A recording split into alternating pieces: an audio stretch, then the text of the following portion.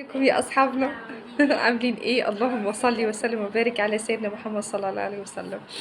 بصوا احنا جبنا مشتريات حلوه قوي، وحبيبه دلوقتي هتطلعها لكم وتوريها لكم. ما ننساش بس قبل ما نبدا الفيديو اللي احنا ندعي لاخواننا في فلسطين، ربنا ينصرهم يا رب، هو وكل المستضعفين اجمعين في كل مكان يا رب ويقويهم. اولا ده بنحط فيه المكسرات. اول حاجه ده طبق ايه؟ المكسرات. ايه رايكم؟ شكله حلو. شكله ايه عامل زي رايكم ورقة على شجر. زي ورقه شجر؟ ده ب 19 جنيه ونص.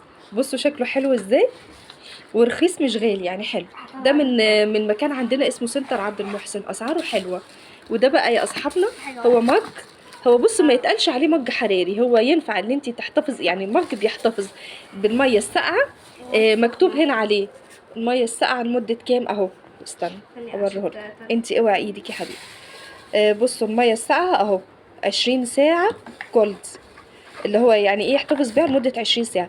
اما بقى ايه اورز، 8 اورز هوت، يعني ب8 ساعات وهو سخن والحاجة سخنة يعني. ايه رأيكم في شكله؟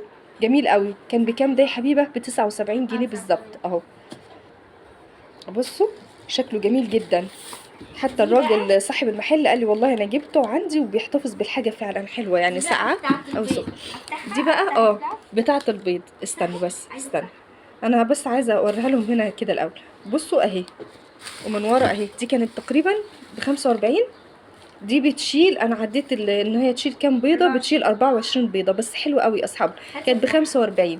خليها بس دلوقتي لغايه اما نشوف الباقي عشان الفيديو ما يطولش. عايزه تفتحيها؟ نفتحها بس. طب افتحيها ثانيه عشان